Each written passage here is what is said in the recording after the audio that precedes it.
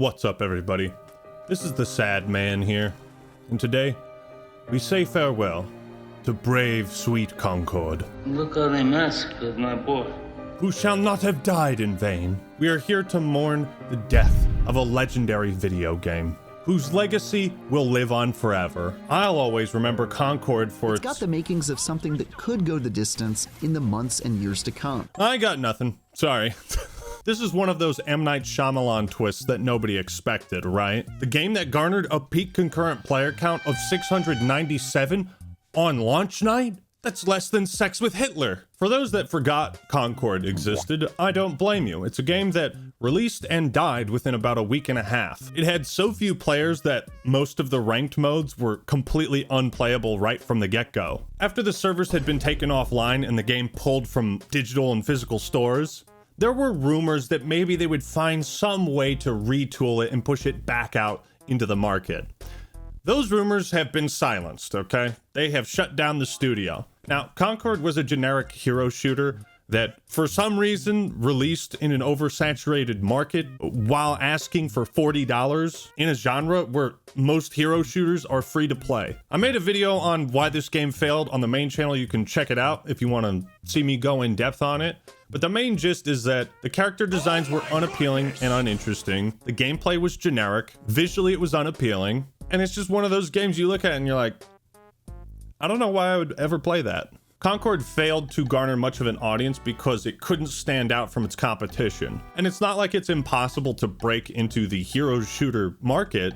Just look at Marvel Rivals. I mean, I'm still fucking hyped for that to come out. The craziest thing about this was that Sony had apparently invested up to 400 million buckaroos in this game. They had a whole extended universe planned with like product tie-ins, and there was going to be an episode about Concord in some Netflix series. They were going to add new weekly vignettes and cutscenes to like flesh out the world. This was made to be one of PlayStation's major live service titles, something that could compete with Overwatch. And they pulled the plug in a week and a half, and they have now shut off life support. Now, I understand why they might have gone back and tried to rethink this and see, you know, hey, maybe we could change this so that the 400 million we put into this game isn't just going into the trash can. Maybe there's a way we can make it free to play, change the character designs. Thing is, all of that is just out the window. You can't redo all the character designs when they've been all over the marketing and in so many different like cutscenes and vignettes. It seems they've exhausted all potential ideas and are just scrapping it entirely, which is the right call, you know? Nobody wants to relive another Morbius embarrassment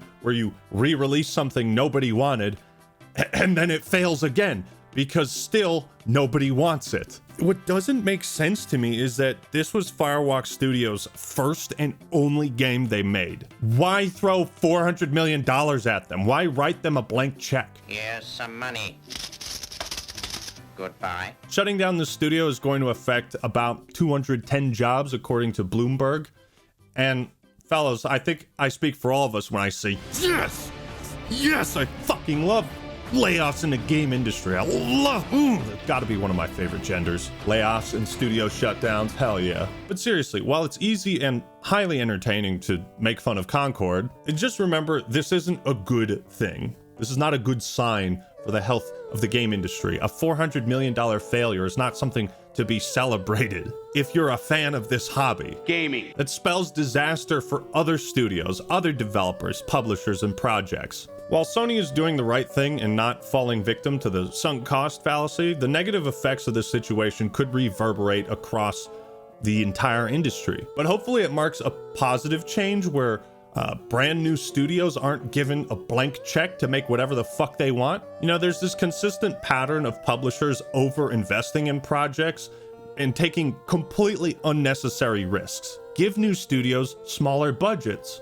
Expect less of them. Stop trying to make every new game the next Fortnite, right? We saw this with Immortals of Avium. Publishers need to learn these important lessons and stop repeating the same mistakes. So let's take a look at this IGN article about it. So this says, Firewalk Studios closure follows the reported departure of director Ryan Ellis, who stepped down after Concord was taken offline. I can't imagine why. Sony Interactive Entertainment publicly posted the internal email from Studio Business Group CEO Herman Holst, with a statement on the closure. We consistently evaluate our games portfolio and status of our projects to ensure we are meeting near and long-term business priorities. It's safe to say that did not meet any with Concord. Expanding beyond PlayStation devices and crafting engaging online experiences alongside our single-player games are key focal areas for us as we evolve our revenue streams. We need to be strategic, though, in bringing our games to new platforms and recognize when our games fall short of meeting player expectations. Yes, and you also need to not just throw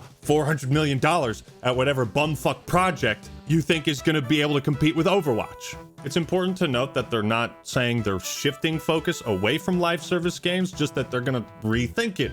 And hey, let's see if we can get this to work, because Fortnite makes a shitload of money, and we want that. We're not giving up on it. While mobile remains a priority growth for the studio business, we are in the very early stage of our mobile efforts. To achieve success in this area, we need to concentrate on titles that are in line with PlayStation Studios' pedigree and have the potential to reach more players globally. So these are very tough but important lessons the higher-ups at PlayStation need to learn and understand if they're going to move forward branching out into different revenue streams and making games for different platforms. They're also closing another mobile game studio, Neon Koi.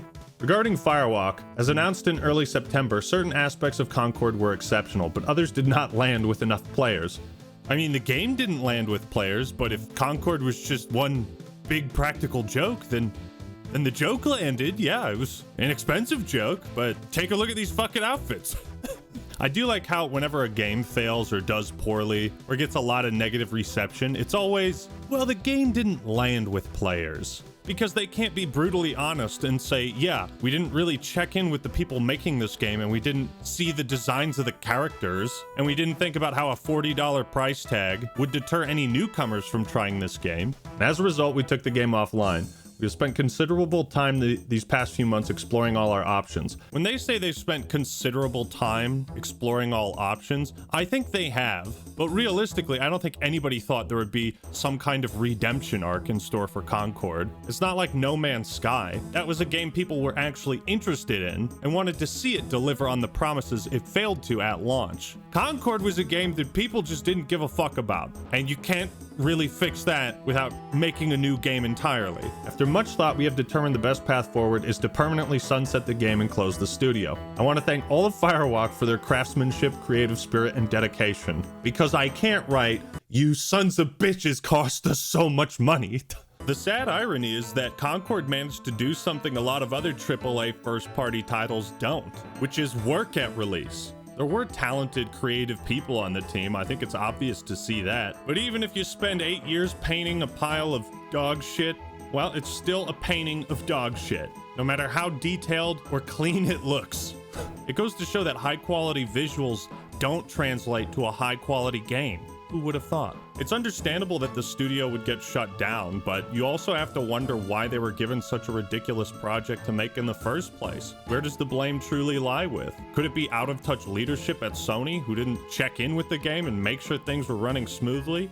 Is it the leadership at Firewalk who simply had the wrong vision for this game? It's tough to say, but probably a combination of both. Yeah, the PvP first-person shooter genre is a competitive space that's continuously evolving, and unfortunately we did not hit our targets with this title.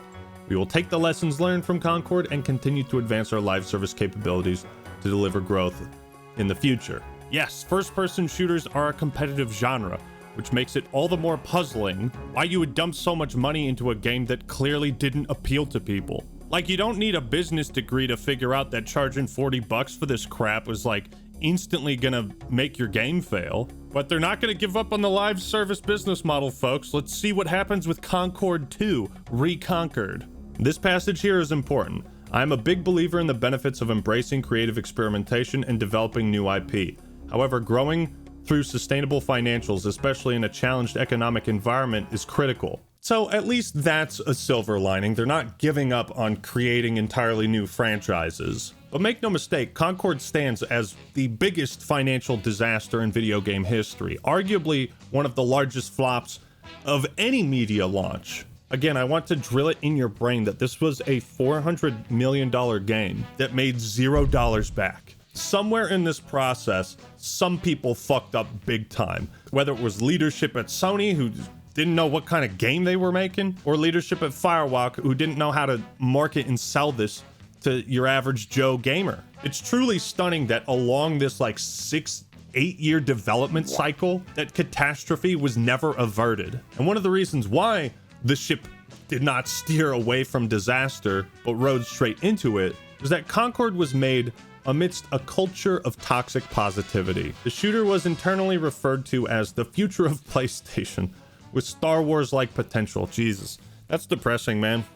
Like, also, side note, think about how awful it must have been to like put so many years worth of effort and love into this project and to just have it completely flop this hard.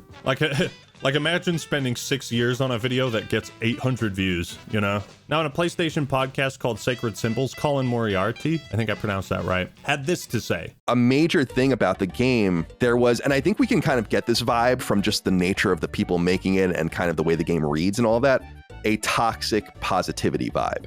You weren't allowed to say anything, apparently internally, about this game, about how like something's wrong with it, character designs are not right. Internally, the game was considered part of the future of PlayStation with heavy cross-media references and a system of toxic positivity surrounding it that didn't allow anyone to meaningfully change the course of the game. Because if the people at the top truly believe in something, you're not going to be able to do much about that, I don't think, from the trenches. And this claim of toxic positivity has also been backed up by Kotaku, for what it's worth. One of their senior reporters says, some sources I've spoken with blamed a head-in-the-sand mentality carried over from the studio's Bungie roots. God damn it. But I could definitely see this game being poisoned by toxic positivity, where leadership might brush aside any and all valid criticisms, like, hey, this character doesn't look like a medic. Why does the robot have pronouns? Do you think that's gonna go over well with people? Sure, the cast of characters and their designs might be inclusive and diverse, and you can pat yourself on the back, I suppose, but that's all these characters are. None of them had likable personalities or aspects a player could identify and relate with. You didn't have some dark, brooding, Grim Reaper kind of guy that would appeal to goths, or like an edgier, younger crowd. A hero shooter without well-defined heroes is never gonna do well. Characters need to be relatable, make us want to define a part of ourselves through this character we main, right? That's why people ask, who do you main? It says something about you as a gamer. And for some people, what they're looking for in a hero shooter is gooning material. And Concord couldn't even deliver on that front. One of the rare instances that proves there are some exceptions to Rule 34. Concord was plagued with an identity crisis, so naturally gamers couldn't identify with it. Anytime it was promoted in those PlayStation showcases, I feel like I would just gloss over it, like, okay, yeah, what's the next game?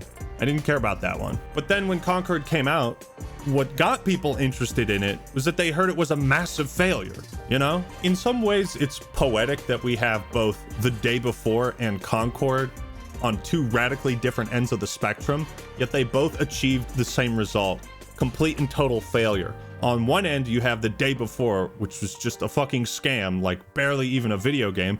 And on the other end, you have the highly polished Concord, was a generic carbon copy of the hero shooter genre. So what's missing from these two games? It's both effort and creative identity. So yeah, farewell, sweet Concord. We knew ye well, we will not forget you. No, I feel fine, actually. Farewell, sweet Concord! Anybody who bought a physical copy, hold on to that shit. That's gonna be worth something in 20 years, man. Concord died, as did the studio that created it, and we have yet to see what kind of impact this is going to have with Sony, PlayStation, and across the gaming industry as a whole. It's moments like these that make you feel like we're headed towards another video game crash, and I hope that's not the case. But what do you think? Are you gonna make some Rule 34 art of Concord in honor of its untimely demise? What do you think about the shutdown? Let me know your thoughts and opinions in the comments below. Like the video if you enjoyed it, and subscribe to Actman TV for even more awesome content. All right, everyone, that's all I got for today. This is the Actman signing out. Peace.